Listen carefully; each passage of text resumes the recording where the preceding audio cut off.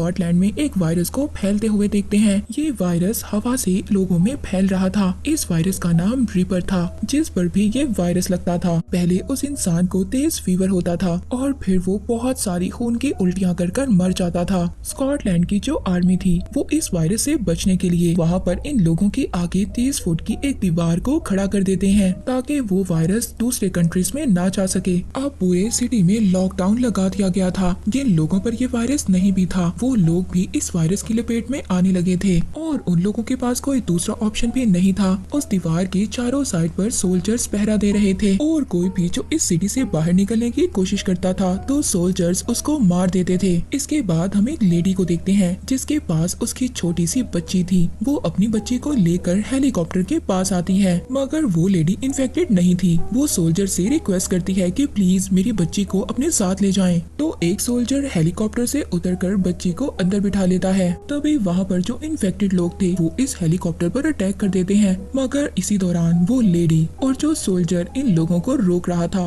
वो दोनों मारे जाते हैं और बाकी जो सोल्जर्स थे वो उस बच्ची को साथ लेकर वहाँ से चले गए थे। इसके बाद हमें स्कॉटलैंड सिटी के अंदर का एरिया दिखाया जाता है जहाँ पर कोई भी लॉ पास ना होने की वजह से लोग एक दूसरे को मार रहे थे, क्योंकि ना वो लोग सिटी से बाहर जा सकते थे और ना ही अपने सिटी में वो सेफ थे। स्कॉटलैंड पूरी तरह से डिस्ट्रॉय होने लगा था। इसके बाद हमें 2035 का साल दिखाया जाता है। स्कॉटलैंड में लोग जिंदा भी बचे थे या नहीं इसके बारे में कोई भी नहीं जानता था। सब कंट्रीज को ये लग रहा था कि वो वायरस सिर्फ स्कॉटलैंड में ही था और वहीं पर खत्म हो गया। पर एक दिन लंदन में अचानक से कुछ सोल्जर्स को कुछ लोग मिलते हैं जो कि रीपर वायरस से इन्फेक्टेड थे, जिसके बाद फिर से हाई अलर्ट जारी हो जाता है। पूरे सिटी में लॉकडाउन लगा दिया जाता है। लंदन के लोगों को क्वारंटाइन किया जाता है। वहाँ के प्राइम मिनिस्टर इस बात से बहुत ज्यादा परेशान थे, यानी कि अब लंदन में स्कॉटलैंड जैसे हालात होने वाले थे। इसके बाद प्राइम मिनिस्टर का खास आदमी वहाँ पर आकर उनको कुछ पिक्चर्स दिखाता है। वो पिक्चर्स स्कॉटलैंड की थी और उन पिक्चर्स में उनको कुछ लोगोस मिलते हैं। जब स्कॉटलैंड के लोगों को सब लोगों ने छोड़ दिया था तो वहाँ पर उन्होंने एक सैटेलाइट बनाई थी। तो इसका मतलब ये था कि वहाँ पर लोग जिंदा हैं, तो वहाँ पर किसी न किसी को तो इस वायरस का क्योर मिला होगा। उस क्योर को वहाँ से लाने के लिए प्राइम मिनिस्टर अपने सेक्रेटरी को एक टीम बनाने को बोलते हैं। उनको वहाँ पर जाकर डॉक्टर केन को ढूंढना होगा, क्योंकि सिर्फ एक डॉक्टर केन ही थे जिन्होंने इस वायरस के क्योर को ढूंढने की कोशिश की थी। और क्या पता, हो सकता है कि उनको क्योर मिल भी गया हो,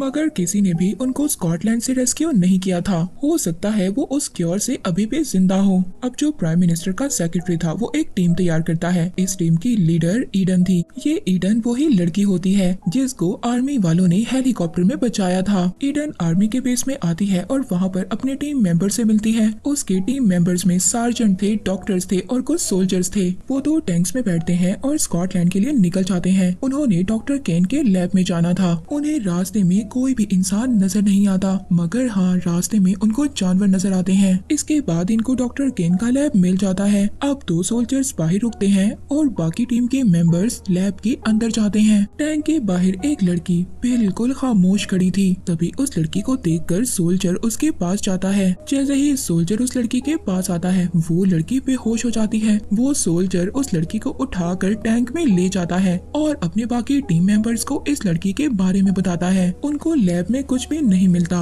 अब जब ये सब लोग लैब से वापस आ रहे थे तभी अचानक से कुछ लोग आते हैं, इन पर अटैक कर देते हैं, इनको मार रहे थे। वहाँ पर सोल्जर्स भी उनसे बैक फाइट करते हैं, मगर वो लोग इतने ज्यादा खतरनाक थे और तादाद में भी बहुत सारे थे, सोल्जर्स उनका मुकाबला नहीं कर पाते।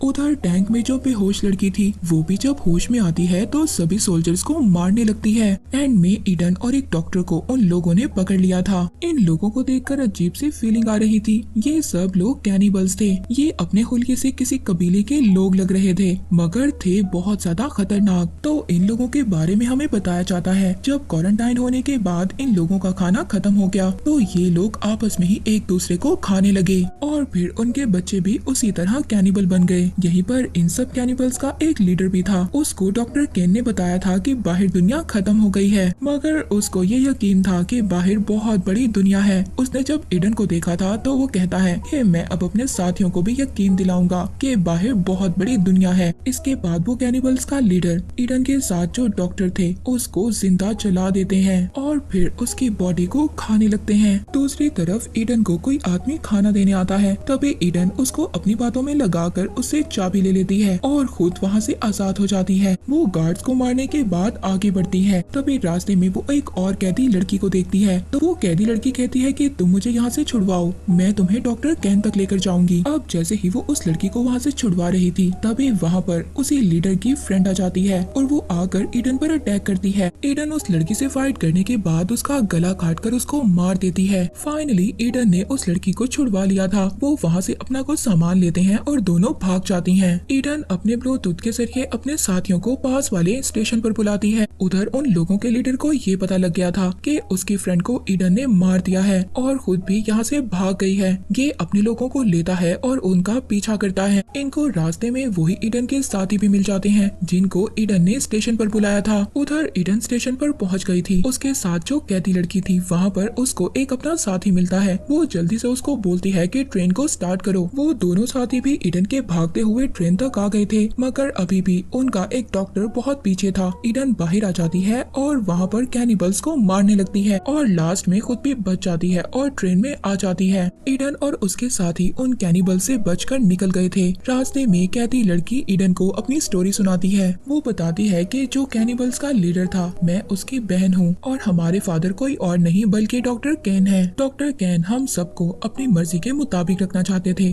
मगर मेरा भाई जो कैनिबल्स का लीडर बन गया जिसका नाम सोल था, वो भाग गया और उसने अलग से अपनी आर्मी बना ली। उसने इतनी ज्यादा खतरनाक आर्मी बनाई कि उन लोगों को रहम नाम का लफ्ज भी नहीं पता था। उधर दूसरी तरफ लंदन में वायरस दिन ब दिन फैल रहा था। वहाँ लंदन में सब लोग बहुत ज्यादा परेशान हो गए थे। वहाँ पर जितने भी बड़े बड़े बिजनेसमैन थे, पॉलिटिशियंस थे, वो सब यहाँ से निकलने की तैयारी कर रहे थे। तभी कुछ इन्फेक्टेड लोग प्राइम मिनिस्टर की बिल्डिंग पर हमला कर देते हैं। जब इन्फेक्टेड लोगों को मारा जाता है तभी एक इन्फेक्टेड आदमी का ब्लड प्राइम मिनिस्टर पर गिर जाता है। वो प्राइम मिनिस्टर भी अब इन्फेक्टेड हो गए थे, इसीलिए वो अपने साथ जुड़े लोगों को सबको अलग कर देते हैं और वो खुद ही को शूट कर लेते हैं और मर जाते हैं, क्योंकि उन्हें ये पता था कि अगर वो जिंदा रहे तो सारी टीम उनको बचाने में लग जाएगी। उस प्राइम मिनिस्टर के मरने के बाद उनका खास आदमी उनकी जगह लेता है। उधर स्कॉटलैंड में ईडन और उसके साथी जंगल से गुजरते हुए आगे बढ़ रहे थे, तभी कुछ सिपाही वहाँ पर आ जाते हैं जो घोड़े पर बैठे हुए थे। ऐसा लग रहा था कि जैसे ये किसी बहुत ही पुराने जमाने से हो। वो लोग इन लोगों को पकड़ लेते हैं और एक पुराने किले में ले आते हैं। यहाँ का लीडर कोई और नहीं बल्कि डॉक्टर केन था, जिसने वहाँ के सभी लोगों को अपना गुलाम बना लिया था और सभी लोगों को पुराने जमाने की तरह रहने का बोला हुआ था। सबको केन के पास लाया जाता है, जहाँ पर ईडन उसको यहाँ पर आने का रीजन बताती है कि लंदन में भी रीपर वायरस फैलने लगा है और जब पता चला कि स्कॉटलैंड में लोग जिंदा हैं और उनको क्योर मिल गया है तो वो यहाँ पर क्योर लेने आई है उस वायरस का।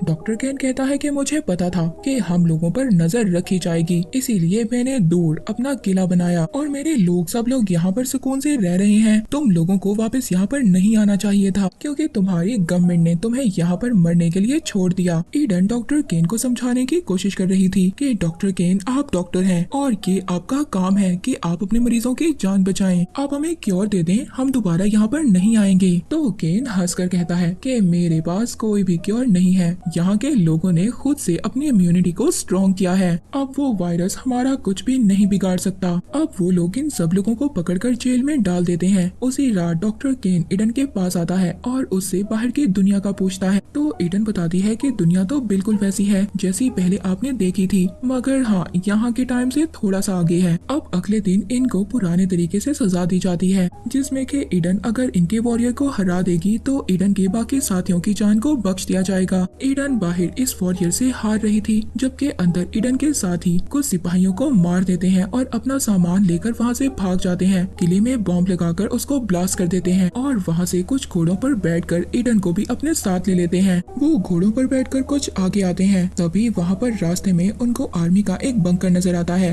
वो उस बंकर में जाकर वहाँ के दरवाजे को लॉक कर लेते हैं ताकि जो केन के सिपाही थे वो उन तक ना पहुँच सके। ईडन को उस बंकर में एक स्पोर्ट कार और कुछ सैटेलाइट्स फोन मिलते हैं। उस गाड़ी को फ्यूल से फिल करते हैं। तभी ईडन का एक साथी गेट खोलने के लिए बाहर आ ही रहा था, तो फौरन से वहाँ पर केन के सिपाही उसको मार देते हैं। इसके बाद वो वहाँ पर उस कैदी लड़की और उसके दोस्त को लेकर गाड़ी में बिठाकर वहाँ से भाग जाती है। तभी रास्ते में वो अपने प्राइम मिनिस्टर को कॉल भी करती है और अपनी लोकेशन बताती है, वही आदमी जिसको प्राइम मिनिस्टर की जगह दे दी गई थी। तभी अचानक से सोल के साथ उसके साथी ईडन की गाड़ी पर अटैक कर देते हैं और इसकी गाड़ी को चारों तरफ से घेर लेते हैं। सोल ईडन की कार में आकर उसको मारने लगता है, मगर ईडन सोल को धक्का देती है और अपनी कार से बाहर निकाल देती है। पर सोल दोबारा से ईडन की कार पर आ जाता है और उस पर अटैक करने लगता है। रास्ते में ईडन को एक बस खड़ी हुई मिलती है, जिसमें ईडन अपनी कार को हिट करती है। एक बहुत बड़ा ब्लास्ट होता है। उस ब्लास्ट में सोल का सर कटकर उसकी बॉडी से अलग हो जाता है। सोल के अब आदमियों ने भी उनका पीछा छोड़ दिया था। इसके बाद जिस आदमी को प्राइम मिनिस्टर की जगह दे दी गई थी, वो ईडन से